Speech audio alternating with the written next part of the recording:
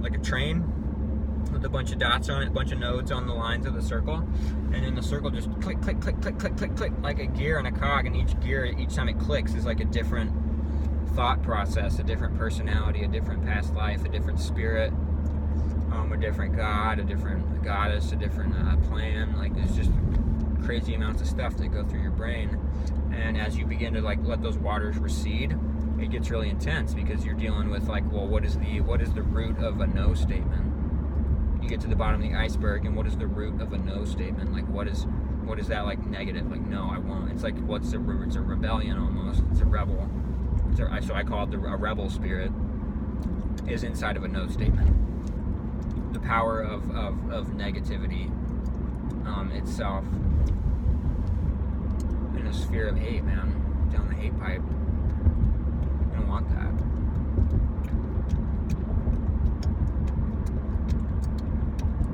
Hi, I'm Peyton. I think I'm a psychic or something. I'm pretty schizoid. And the best way to utilize it, if you feel like you're schizophrenic, is to romance the ideas. To be like, it's kind of cool. I can contain multiple spirits in my body and in my brain, because you mesh with like your past lives. You have like a layered blueprints of your brain. Like, if you took your brain and made it a two-dimensional figure, and it was like, you made a giant map, like a matrix map of it, and then you took your buddies, and then you put them together, one on top of the other, and there was like a light box underneath, like lining up through them. The thing would sort of like evolve to like sort of mesh with itself, to be like, well, we'll be one person. Like, what if you and like your favorite rock star or your favorite actor or whatever, what if you thought of it? Because it happens like that. If you have a role model and you think about them all day, you're pretty much meshing with who you think they are, and you'll sort of take on their characteristics. And it happens in normal life. You hang out with a bunch of buddies who are, laugh a certain way, talk a certain way, have an accent. Like, your brain will have that sound in that accent, and then you'll talk in that accent. And you move across town, you move across country, and you'll mesh with others. So it's like a spiritual, subconscious meshing. And the coolest way to do it is like pick out your favorite role models. And think about them a lot, and you can mesh with who you think they are. And potentially, if they're dead, you might have the full mesh grid at the bottom of the subconscious. You can pull that mesh grid up and mesh with somebody. Grokking, all kinds of words to call it, but I call it mesh, a grid mesh. And I think that everyone's brain is an evolving matrix, evolving grid. And I like to look at things two-dimensionally, because it's so much easier to like sort of flatten things out and look at it like a map rather than a sphere. Because spheres can get, it's more math, more complicated.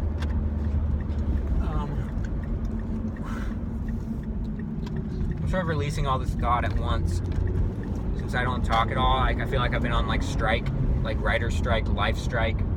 And I was doing like a death worship gig where it was like, I was doing this death worship gig.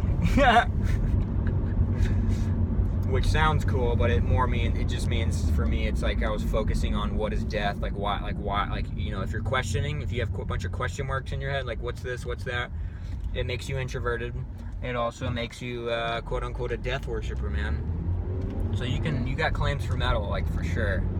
You got definite claims for metal if you're an introvert. Like, I believe it for sure.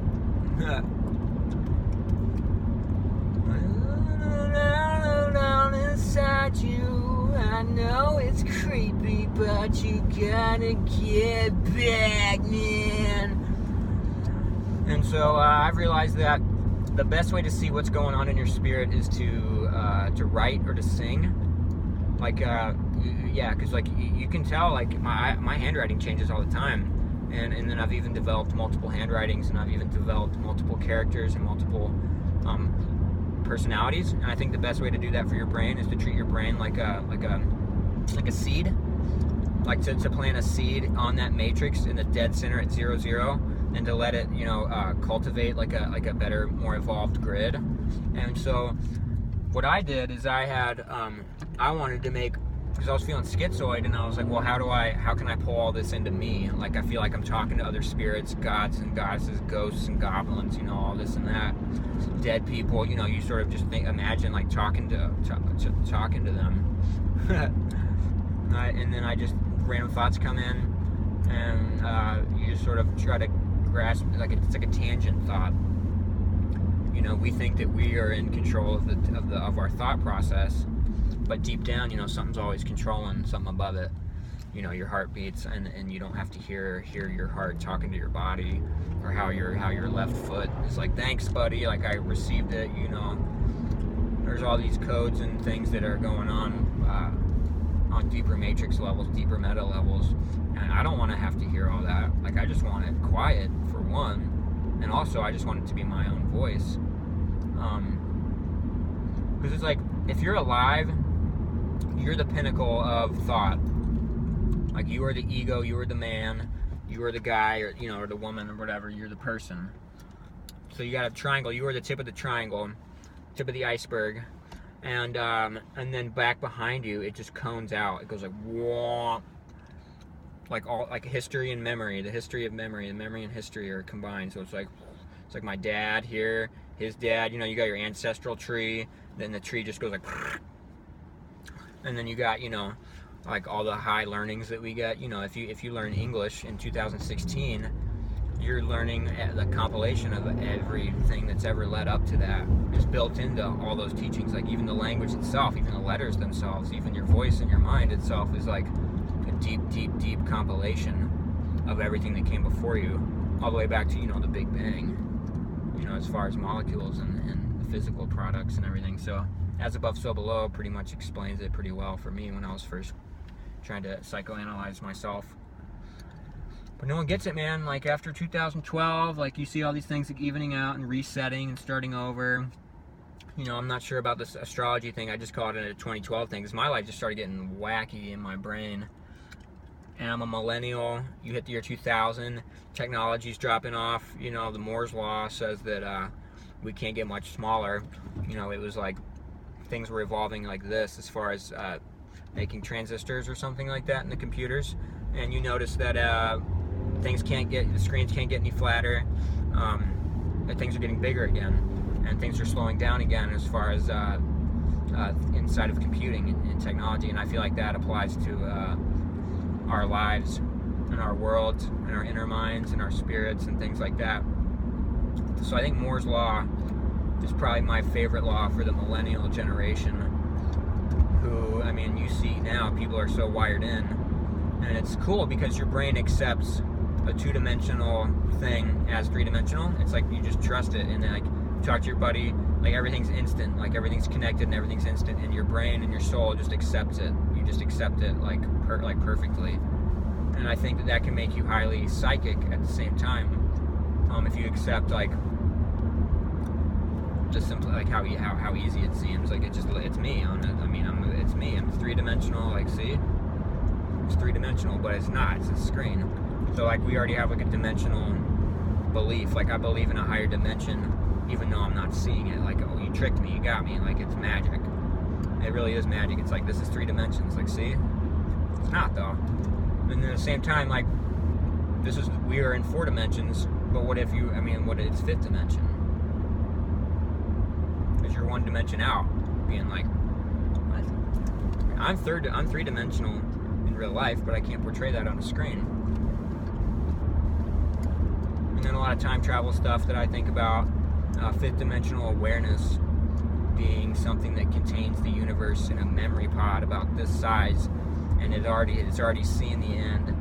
This moment is like, you know, you throw it on a piece of paper. You take the memory blip of the universe, you throw it on a piece of paper, you track it out like it was a song or a film strip. You got the very beginning of time, and then it goes like tick, tick, tick, tick, 1 second, and you got galaxies here, and things are sort of spiraling out. And then at the end of time, you got an entire film strip, an entire memory, and then you put it, you know, on like a little USB drive, and just go.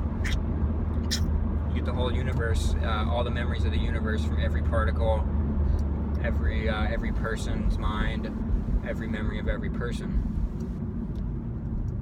Like, if you could take everyone's memory, if you died and you took everyone's memory bank, like, I'm seeing through my own eyes right now, I'm looking down, I see my hands and my legs, and I'm like, this is the only life I know.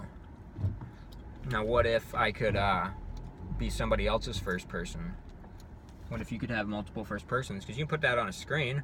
You know, I can put a GoPro on my head and then on my buddies, and then put a microphone on them, and then you just have a screen with like 10 people. And what if you could do that and make it three-dimensional to where you could have everybody? And then you just take it to an extreme, and it's like, well, eventually you try to meditate your way, perhaps when you're dead would be the best way to do it, or in a dream first. You'd be like, I want to be all men. Divine masculine. That's a divine masculine. Or I want to be all women. And that would be crazy too, to be like, I want to be all men. I want to feel what it would be like. I want to remember every male experience on Earth. And you'd sit there and you'd be like, oh, okay, I have every experience on Earth. You don't feel any different. But then you're like, what do I remember? Like, somebody say something. You'd be like, the number 3.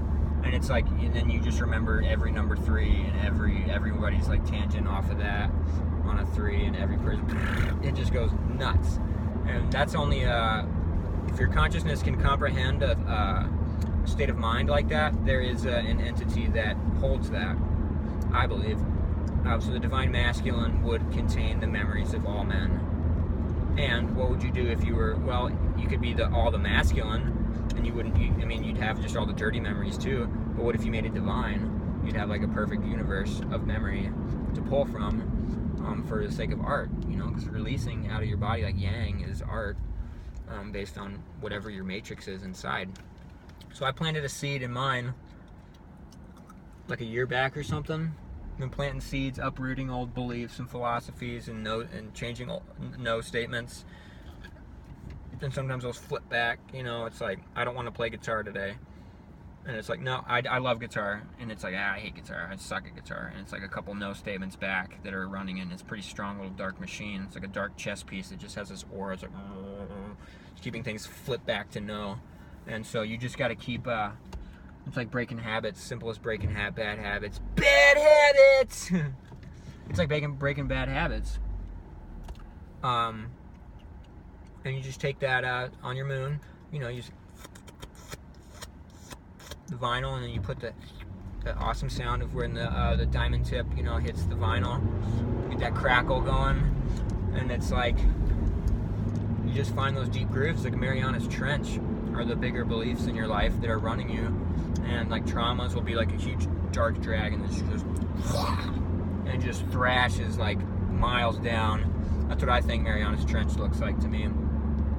It's like plate tectonics. So it looks like either something like came like out of the sky, like a freaking meteor, just like shredded the ground, just ripped it apart, like this huge, dug this deep trench, or like Satan was cast out of heaven and just like drilled himself like through like miles down, just like these huge dragons or something like that. So I think that's pretty cool to think like that. And then it turns out, you know, like cool thoughts like that, you can make music out of it, or whatever your art is, whatever your favorite hobby is. Because like your soul has favorite hobbies, you have loves, the things that you love, and spirit wants you to do them, and inevitably it's almost like it's your inner spirit, your higher spirit, your true will being like, bro, I'm in the future, like we're gonna do this, and I'm trying to transition with you. I'm trying to be like, look man, this is the best option based on what we've got, like this is no true really.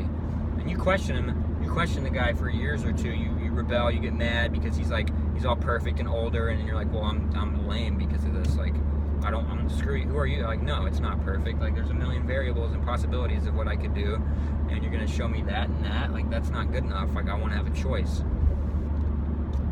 You know, it's just crazy, all these time travel thoughts about your true will and what to do with your true will, which is some Crowley Thelema stuff, prophet stuff, all kinds of stuff. I gotta get gas.